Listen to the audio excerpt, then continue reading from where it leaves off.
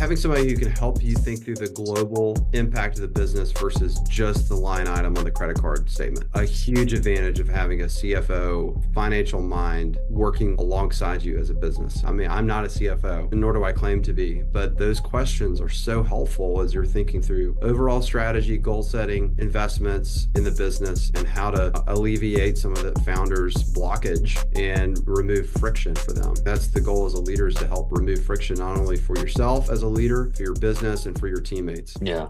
This is the Bender CFO Podcast, where we empower business owners to gain financial clarity and maximize growth. Great interview with Jonathan Barnes of Work Heartily. He's also my executive coach, which is essential for small business owners to have a coach, kind of work through so many challenges. He helps me work through how to scale my business or just sometimes mindset issues. We talked about AI and how the importance of using it. He also has a firm that does a lot of other fractional services. The word fractional has just been increasing. Obviously, I'm a fractional CFO, but there's fractional technology and fractional operations and fractional sales and so many things that he can help with in that arena also. We just talked about the Full Focus Planner and our experience in a coaching group we used to be in. But I really hope you enjoy our conversation as he provides so many insights and advice that will help you grow as a small business owner. Thanks a lot. I hope you enjoy this episode. Welcome, everyone. I'm thrilled here to welcome Jonathan Barnes.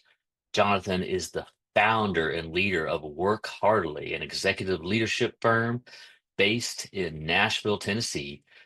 His work focuses on fractional executive leadership, executive coaching, and advisory services, helping businesses achieve operational excellence and sustained growth. Jonathan's career spans over 20 years, during which he has built a remarkable reputation for executing high growth strategies across a range of industries. Before founding Work Heartily, he led Staffing as a Mission, a healthcare IT delivery company recognized on the Inc. 5000 list for its rapid growth. He also made significant contributions at Care Technology Systems, where his leadership in sales efforts resulted in earning 2 patents. Beyond his professional endeavors, Jonathan is deeply rooted in his personal values of integrity and service. A dedicated family man, Jonathan cherishes time with his wife and 6 children. He is known for his passion for mentorship, his heart for fostering community impact, and his strong commitment to living out his faith in his work and daily life. So please join me in welcoming Jonathan Barnes. Thanks, Shane. It's really an honor and pleasure to be here. Yeah. So Jonathan, I go back a few years. We used to be part of the Business Accelerator program, now part of Full Focus Planner, got my Full Focus Planner. My last interview that I was talking with, I had given him the Full Focus Planner, I don't know, a few years ago. And now he gives his whole team. So I'm like the Full Focus grandfather. Yeah. You're the evangelist, right? Something like that.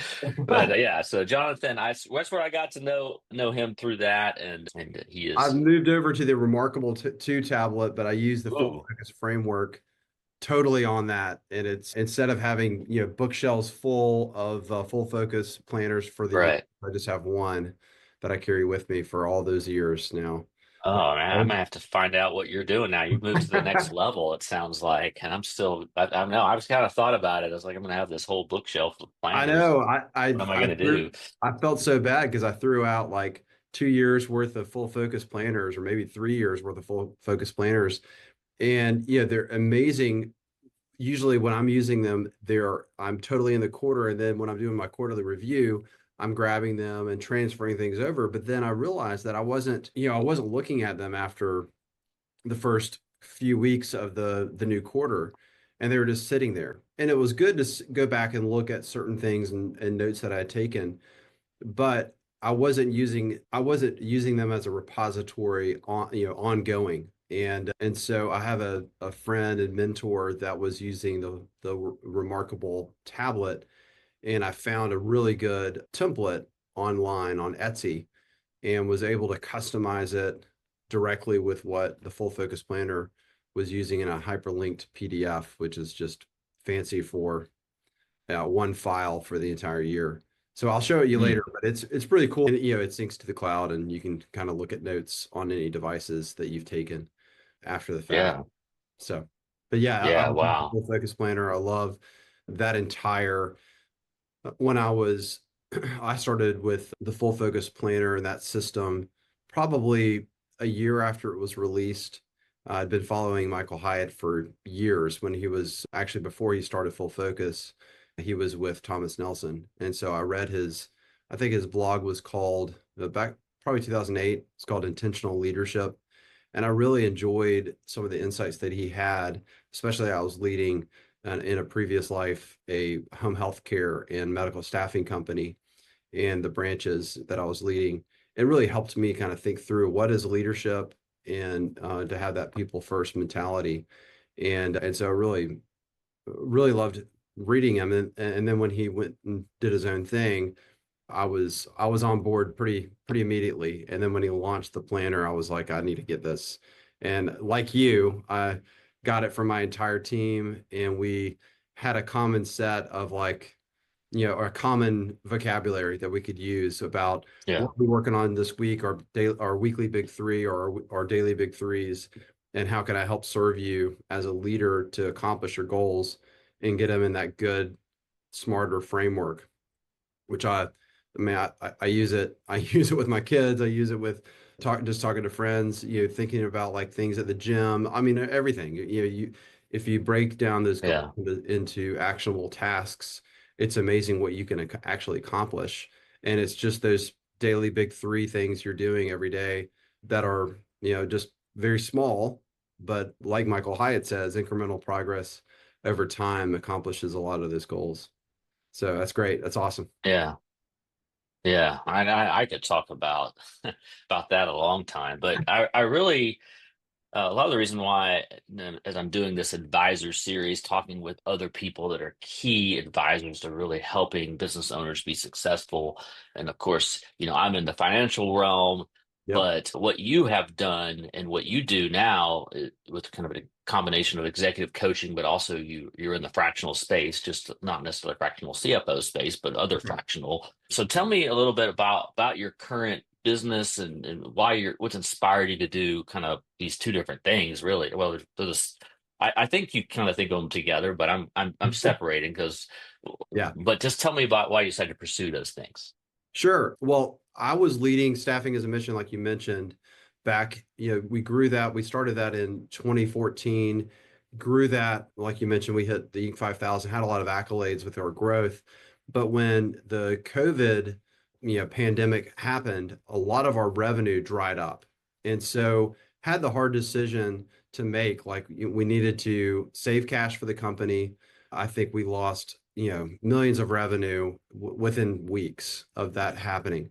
We were working with major hospital systems on their health IT projects, and they just said, "Hey, we're going to pause everything." And so we had a big decision to make. I actually stepped away as CEO to save cash for the company, and thankfully, the company has gone on, and they've got some great leaders in place. But I stepped away, and I was really thinking through like, what do I do next? It's April of 2020, if you can imagine back then, Mm. all the things that were happening. And so my motivation, I'd always wanted to kind of go upstream a little bit I had a pretty long history and career in staffing. Started with recruiting nurses for per diem shifts, 8-hour shifts, 12-hour shifts, and then moved into home health care, and then did some longer term contracts, travel nursing, and then we moved into healthcare IT with staffing as a mission. And so as I was thinking through what I wanted to do next, it really was trying to play to the strengths that I had as a leader, and also some of the network that I had here in Nashville and other areas of other executives that found themselves really wanting to stay in the game, but yet not necessarily wanting to do something full time, more part time consulting. And I kind of stumbled upon the fractional model without it being called the fractional model, but really it's lending expertise to companies for a certain period of time and being that part-time advisor. And usually our agreements are 6 to 12 months at a time to help somebody with a specific issue. And I was the first fractional executive at Work Heartily. I helped a SaaS company with their sales efforts. I helped a educational e-commerce company, help them with their operational strategy. They needed to hire some people, and so trying to figure out job descriptions and give them some guidance on the hiring process.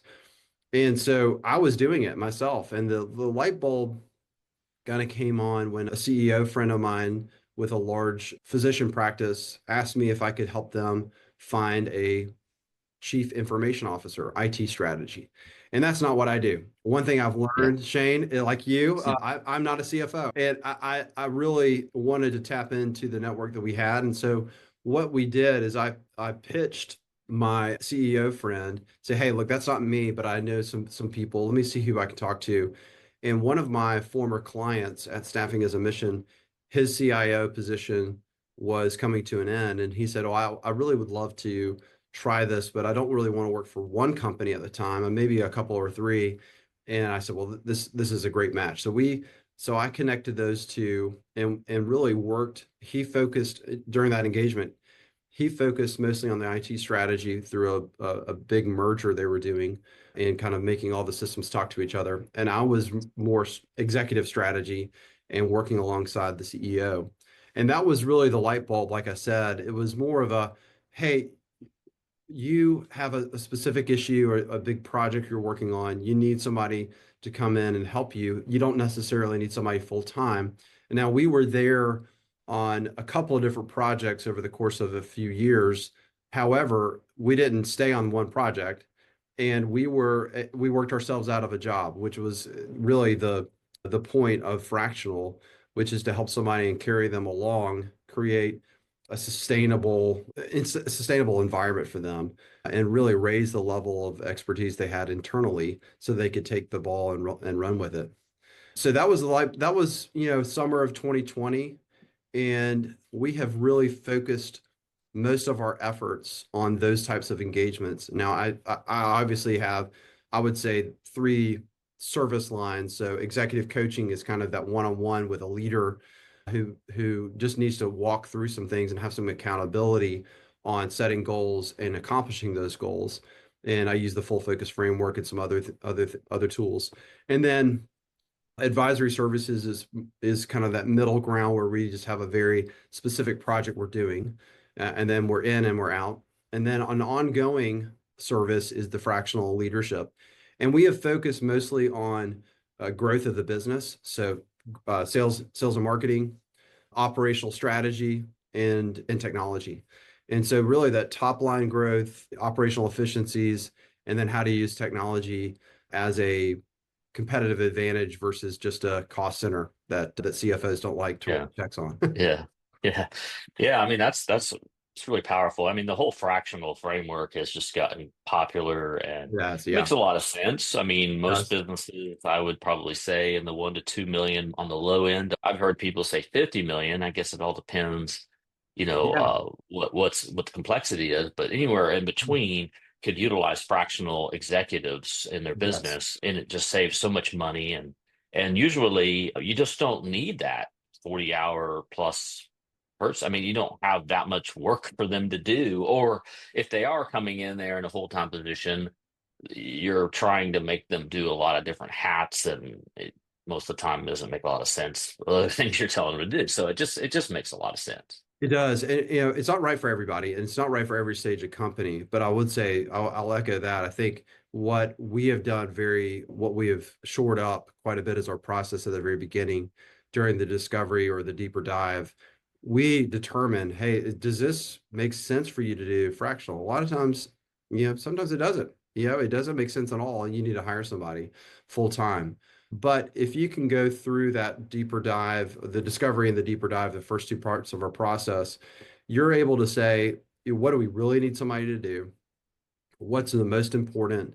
Maybe put out the fire very beginning and then build some processes in place that can help you in those 6 to 12 months. One of my chief operating officers who worked fractionally with us, he posed a good question to a client about a year and a half ago. He was like, you say you need to hire somebody full time. Have you written the job description? Do you know what they really need to do? Mhm. And they looked at us across the table and said, actually, we don't. We Mhm. don't. We've been doing it ourselves, founder led.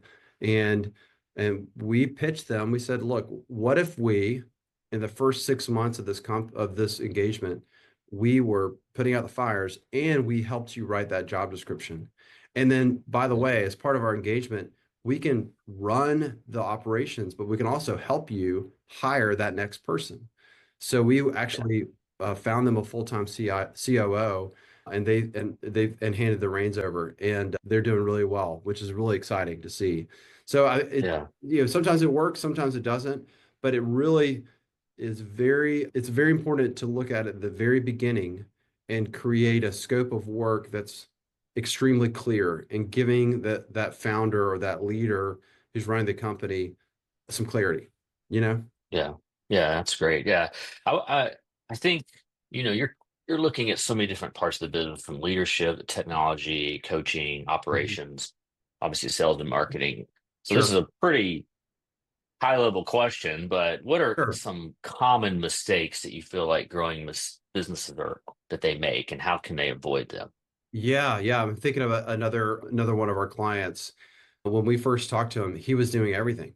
And you know, founder led, had grown probably to over 20 million in revenue, and honestly, he's totally burned out. So I think the mistake is to feel like you have to continue to do it, and that you can't find somebody who's willing to hand the reins over to. And I think it's being able to say it's really looking at your tasks that you're doing every week or every month and say, what are these things that are high priority for me? And what should I be focused on? And having somebody outside to come in and just say, hey, and asking those questions, that is a moment of clarity for them and say, you know what, I really shouldn't be doing the weekly pipeline review, or I really shouldn't be doing the treasury management stuff.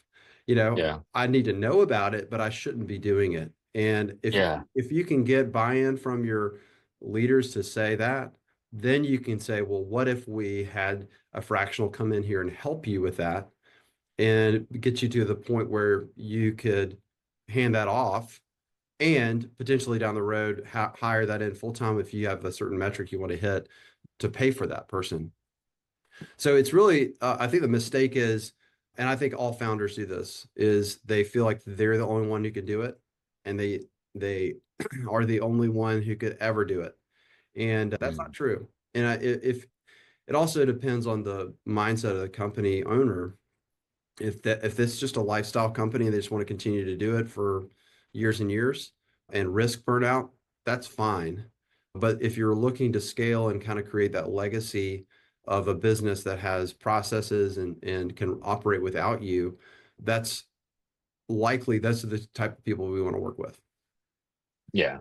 No, that makes sense. I mean, I think that we all fall into that trap. It's like, well, it's going Yeah. to cost me money. I can just figure out how to do it. I mean, what is something practical that somebody could do to just figure out, like, I'm Yeah. obviously doing something that I shouldn't be doing, or Sure. financially maybe it would make more sense to hand that off to someone else.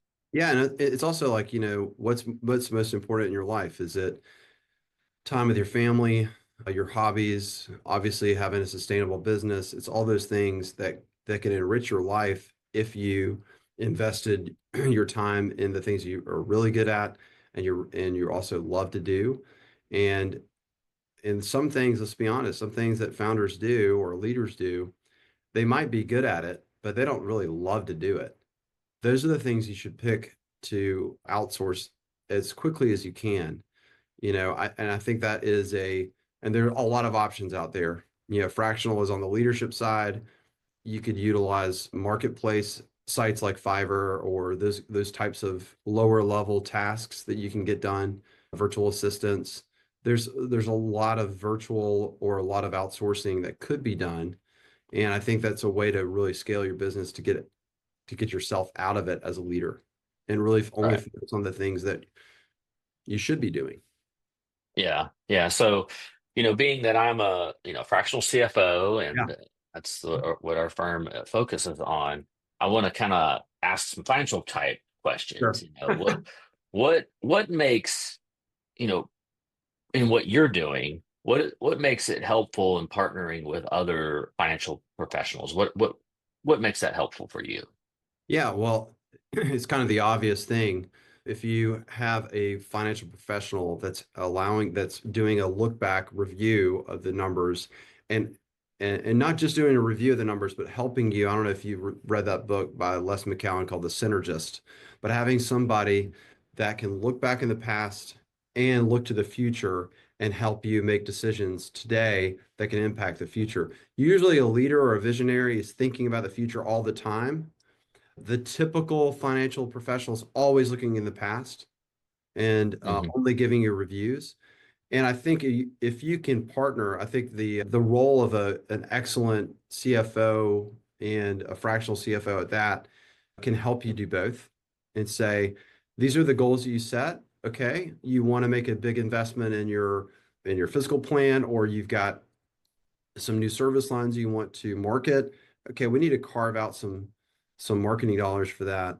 You can do that if our revenue is this, if we're trending this way. You should be able to do that, 6 months from now or 3 months from now, whatever.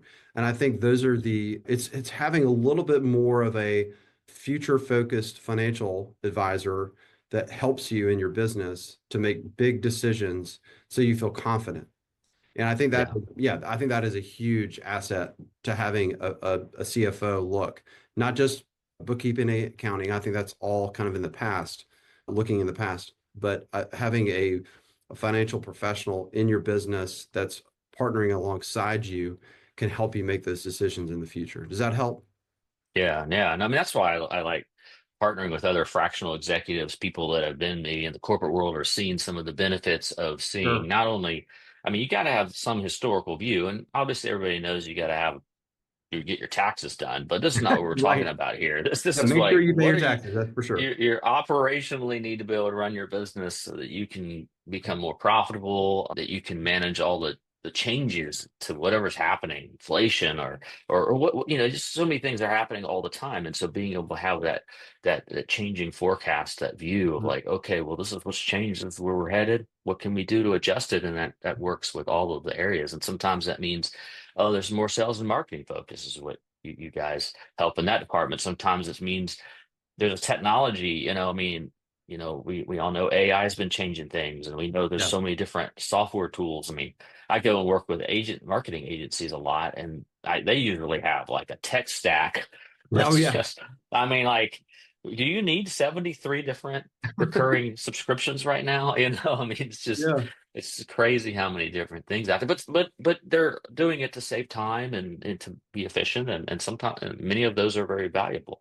And Of being able to course. understand that it's huge. And but understanding the cost, it's like, well, if it's worth $100,000 a month that you have that, then oh, is it or not? And so Yeah. those are some of those discussions. So it's helpful. Yeah, and But yeah, it's yeah, having somebody who can help you think through the global impact of the business versus just the line item on the credit card statement.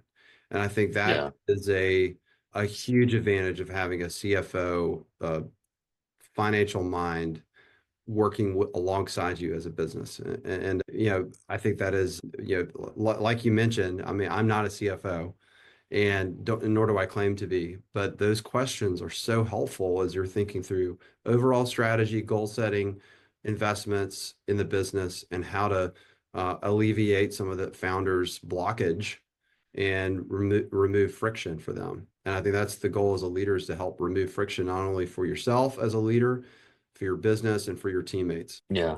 So what advice would you give small businesses trying to improve their financial strategy? Mm. Well, you need to know where you are first of all. So having an analysis of where you are, where you've been, and then, looking at, yeah, we just had a new administration. There's probably brand new things that are going to come out of that.